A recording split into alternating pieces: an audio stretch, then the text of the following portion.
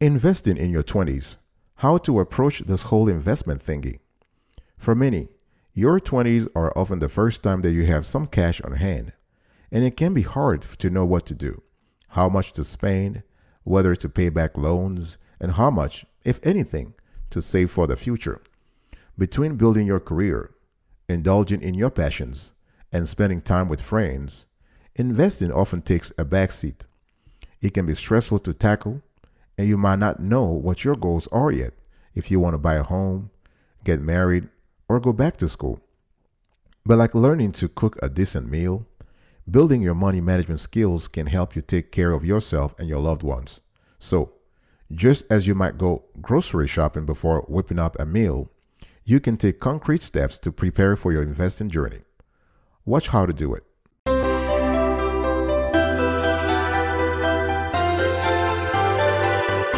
Welcome back, folks, to another edition of Sweetie Kiwi. How you doing today? I hope you are doing fantastic. I'm doing marvelous if you were to ask me. Today, I want to talk to you about how to approach this whole investment thingy if you are in your 20s. Number one, budget. I'm not talking here about pinching pennies here. I'm talking about having a decent, concrete budget. A budget should not make you cringe.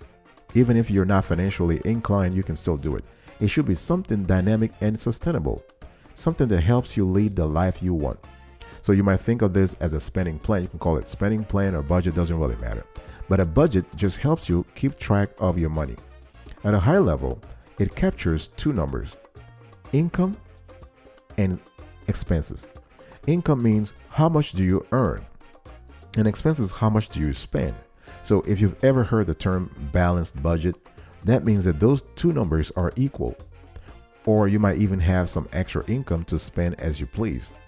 Ideally, though, it's nice to have some extra cash, aka a surplus. You might use that to buy a new guitar or maybe to start investing. For most people, a basic budget probably contains similar items such as rent, health insurance, food, and transportation. Those are some of the bare necessities. Others might include clothes and entertainment. Now, we realize not everybody considers Netflix an essential item. For example, when it comes to budgeting, you also have to think about when you think about income and expenses, you are indirectly talking about something called personal net worth. Personal net worth is basically the difference between your total assets and your total liabilities. Assets means things you own. If you have a car, if you have a house, if you have a fully paid house and fully paid car, whatever you own, that's your assets. And your liabilities represent whatever you owe, your debts, your obligations. And the reason why income and expenditures are linked to assets and liabilities and personal net worth is because whatever you earn, if you spend less than what you earn, the extra cash, the surplus I was talking about earlier, goes into your assets category. If you have the other way around, in other words, you spend more than you produce, you spend more than you earn, then you have a debt. You're just kind of closing that gap with the credit card, or you take a personal loan. This is what happens when people take out a loan to buy a car.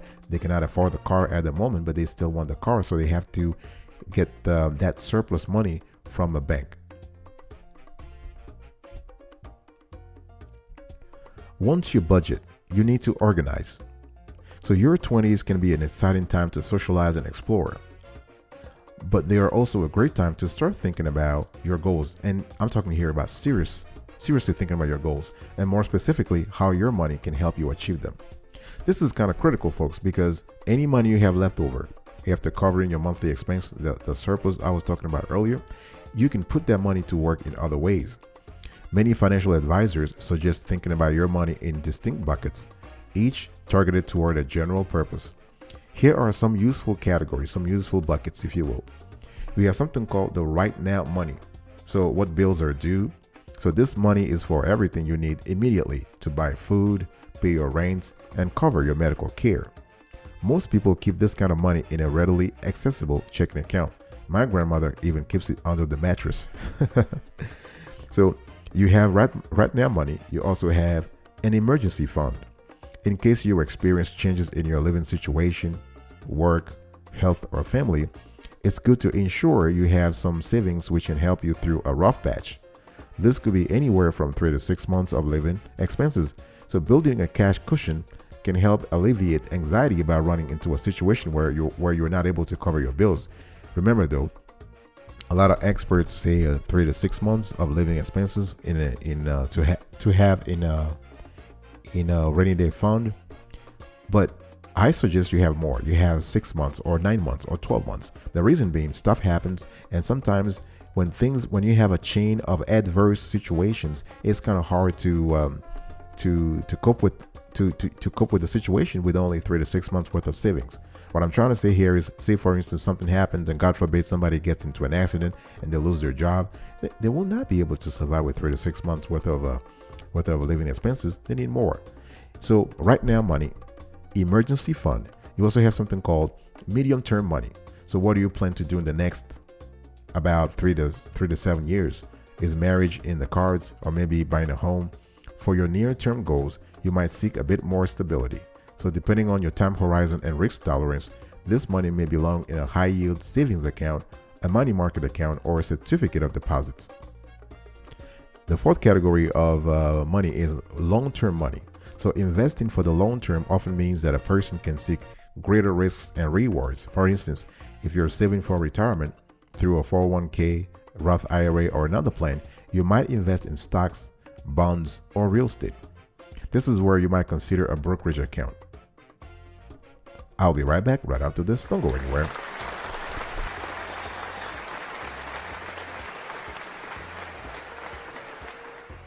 Welcome back, folks, to another edition of Sweetie Kiwi. We're also having a conversation today around how to approach the whole investment thingy if you want to invest in your 20s. Now, the third category, the third step you need to take here is maximize and also minimize. Folks, if you love the content's clarity and quality so far, please consider subscribing to our channel and turn on the notification bell so you can be informed in real time when we release a new show. And we release this kind of shows every single day, rain or shine. Rain or shine. Like this content, share, and comment below. Maximize and minimize. What does it mean? Nearly every investment has a cost. So the more you pay in fees, the less you get to keep. Very simple, right? So while your income will probably grow and your tastes might become more expensive, maybe you want better things, you want a better car, a more luxurious car, you probably want to find ways to maximize your ability to save and invest. Let me give you a few steps you can take to maximize your investments, your savings, while minimizing the fees. Retirement matching. So most companies that offer retirement plans such as 401k, a tax-deferred retirement savings account, they will use the 401k and other vehicles such as the Roth IRA or other plans. So a major perk is that employers often match your contribution to a certain amount. For instance, if you save 3% of your salary, your company might contribute an equivalent amount on your behalf. This is a fantastic deal, folks, because your boss essentially pays you extra, and that money goes directly toward your retirement. Almost universally, financial planners say to take advantage of your company's 401k, contributing at least up to the match and perhaps beyond. 401k accounts tend to be straightforward, allowing you to adjust your contribution rate with money taken directly from your paycheck. And the great thing is that the money grows in the retirement account untaxed. So you are able to. There are two ways. There are two. How do I say it? There are two. When it comes to individual retirement accounts, there are two options. You have pre-tax contribution and after-tax contribution. Anything Roth. So when you hear Roth IRA, Roth 401k, those are actually vehicles where you are contributing to the retirement account with taxed money. This is like after-tax money. But a 401k, a traditional IRA, traditional 401k, you are actually contributing to your retirement account with pre-tax money, which means that when you withdraw the money at retirement, we will have to pay taxes on it. But the great thing is that if you are contributing pre-tax money, it's a lot of money. So chances are your money will grow faster. So the bottom line here is that if you have retirement matching at your job, you want to get on it. You really want to get on it. And you want to get on it very quickly because the law changes there all the time, and fiscal regulations might change tomorrow. But once you're enrolled in the plan, they cannot backtrack you. They cannot take you over retroactively. They cannot take you out retroactively. Note though, the 401k contribution limit usually changes year to year. So for tax year 2019, the maximum was $19,000, not counting the employer match. In 2020, the limit is $19,500. There's something called, there are another step you could take to maximize your savings and investments: compounding.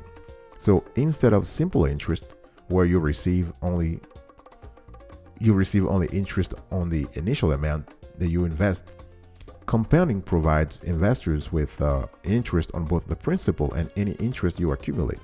So over the course of decades, that can make a world of difference.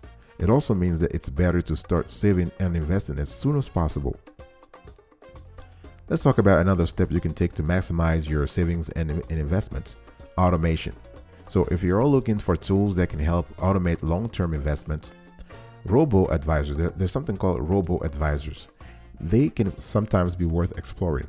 So robo-advisors can help you manage a brokerage account where you might invest in things like stocks, bonds, or exchange-traded funds. Robo-advisors can do much of the work once handled by more traditional advisors, but at a lower cost. So these services use algorithms to automate money management for people who don't want to spend a lot of time or a lot of money, but still want to be thoughtful about how they invest. So you want to bear in mind though, these accounts are generally designed for simpler portfolio needs versus more sophisticated in-person planning with a professional. One feature you might seek in a robo-advisor is the ability to make automatic deposits from your bank account. That means you can contribute to your account with minimal efforts. So one thing you want to do is that if you want individual advice on what account type makes the most sense for you, please reach out to an appropriate professional, because everybody has a different profile, a different situation. So you want to consult an appropriate financial advisor so that he or she can give you a suitable piece of advice. So after budgeting, organizing, maximizing and maximizing your savings and investments opportunities and minimizing the cost, you also need to think about balancing. So as a foundation in your investing life, you've probably heard of something called a diversified portfolio. It's an important thing to consider in your 20s. So the idea is to balance what you're investing in, ideally to keep things growing without exposing yourself to too much risk. So diversifying your investments does not eliminate risk, but it can help mitigate the damage brought by bear markets.